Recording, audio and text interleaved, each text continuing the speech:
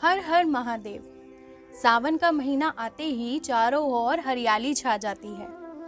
पेड़ों पर झूले पड़ते हैं, हाथों में मेहंदी सजती है और महिलाएं हरे रंग के वस्त्रों और चूड़ियों से सजकर तीज के उत्सव की तैयारी करने लगती हैं। लेकिन क्या आपने कभी सोचा है कि आखिर तीज मनाई क्यों जाती है? इस पर्व का माता पार्वती और भगवान शिव से क्या संबंध है? माता पार्वती ने भगवान शिव को पाने के लिए कैसी तपस्या की थी और इस दिन व्रत रखने से लेकर पूजा और व्रत खोलने तक किन किन बातों का ध्यान रखा जाता है। नमस्कार दोस्तों, भक्ति रत्ना चैनल में आपका स्वागत है। आइए आज जानते हैं हरियाली तीज से जुड़ी इन सभी खास बातों के बारे में। सबसे पहले जानते हैं कि हरियाली तीज क्यों मनाई जाती है। हरियाली तीज सावन महीने के शुक्ल पक्ष की तृतीया को मनाई जाती है। बारिश के बाद जब प्रकृति चारों ओर हरी भरी हो जाती है तो इसी कारण इसे हरियाली तीज कहा जाता है। धार्मिक मान्यताओं के अनुसार यह पर्व माता पार्वती और भगवान शिव के दिव्य मिलन से जुड़ा हुआ है।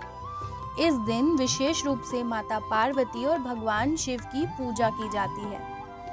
विवाहित महिलाएं अपने पति की मंगल कामना और वैवाहिक जीवन की सुख समृद्धि के लिए व्रत रखती हैं, जबकि कई अविवाहित कन्याएं भी अपने अच्छे जीवन साथी की कामना से माता पार्वती की पूजा करती हैं। इस दिन मेहंदी लगाने, हरे वस्त्र और चूड़ियां पहनने, झूला झूलने और तीज के पारंपरिक गीत गाने की भी विशेष परंपरा है।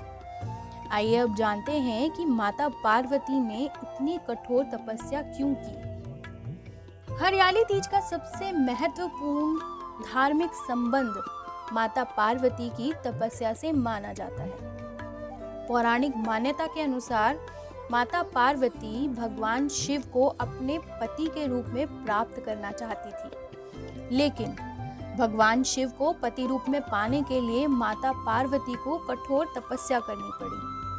कहा जाता है कि माता पार्वती ने लंबे समय तक भगवान शिव की आराधना की और कठिन परिस्थितियों में भी अपनी साधना जारी रखी। उन्होंने अपने मन में भगवान शिव की भक्ति को पूरी तरह से समर्पित कर दिया।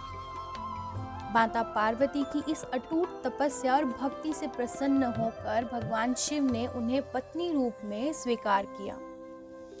इसी मान्यता के कारण हरियाली तीज को माता पार्वती की तपस्या और भगवान शिव के साथ उनके दिव्य मिलन से जोड़कर देखा जाता है।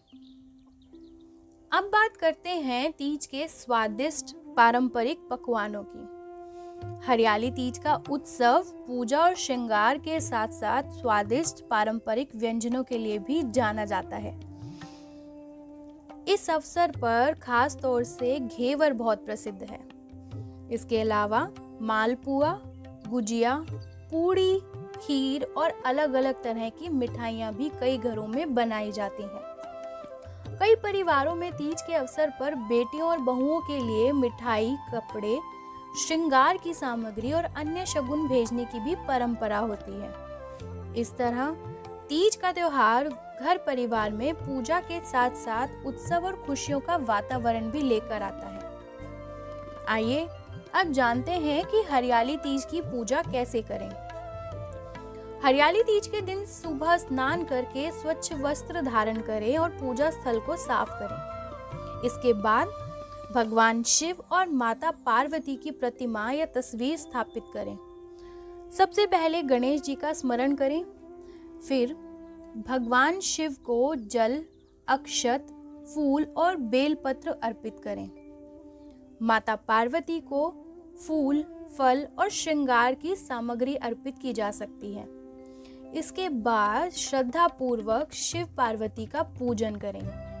हरियाली तीज की व्रत कथा सुने या पढ़ें और अंत में शिव पार्वती की आरती करें। उसे अपने परिवार के सुख, सौभाग्य और मंगल की प्रार्थना की जाती है। आइए अब सुनते हैं हरियाली तीज की व्रत कथा। शिवजी ने पार्वती को उनके पूर्व जन्म का स्मरण कराने के लिए तीज की कथा सुनाई थी। शिवजी कहते हैं, हे पार्वती, तुमने हिमालय पर मुझे वर के रूप में पाने के लिए घोर तप किया था। तुमने अन्न जल त्यागा, पत्ते खाए, सर्दी और गर्मी और बरसात में कष्ट सहे। इससे तुम्हारे पिता बहुत दुखी थे। एक दिन नारद जी तुम्हारे घर पधारे और तुम्हारे पिता से कहा, मैं विष्णु जी के भेजने पर आया हूँ। वह आपकी कन्या से प्रसन्न होकर उनसे विवाह करना चाहते हैं। आप अपनी राय बताएं। पर्वतराज प्रसन्नता से तुम्हारा विवाह विष्णु जी से करने को तैयार हो गए और नारद जी ने विष्णु जी को यह शुभ समाचार सुना दिया। पर जब तुम्हें पता लगा कि तुम्हारा विवाह विष्णु जी के साथ तय हो गया है तो तुम्हें बड़ा दुख हुआ। तुम मन में मुझे अपना पति मान चुकी थी। तुमने अपने मन की बात अपनी सहेली को बताई। सहेली ने तुम्हें एक ऐसे घने वन में छुपा दिया जहां तुम्हारे पिता नहीं पहुंच सकते थे। वहां पर तुम घोर तप करने लगी। यहाँ तुम्हारे लुप्त होने से चिंतित होकर पिता सोचने लगे कि यदि इसी बीच विष्णु जी बारात लेकर आ गए तो क्या होगा। शिव जी ने आगे पार्वती से कहा, तुम्हारे पिता ने तुम्हारी खोज में धरती पाताल एक कर दिया, लेकिन तुम उन्हें नहीं मिली। तुम गुफा में रेत से शिवलिंग बनाकर मेरी आराधना में लीन थी। प्रसन्न होकर मैंने मनोकामना पूरी करने का वचन दे दिया और तुम्हारे पिता तुम्हें खोजते हुए गुफा तक पहुंच गए। तुमने अपने पिता को बताया कि तुमने अधिकांश जीवन शिव जी को पति रूप में पाने के लिए तप में बिताया है। आज यह तप सफल रहा और शिव जी ने तुम्हारा वरण कर लिया है। तुम अपने पिता के आगे एक शर्त रखती हो कि तुम अपने घर तभी जाओगी जब तुम्हारा विवाह शिव जी के साथ करने के लिए तुम्हारे पिता राजी हो जाएं।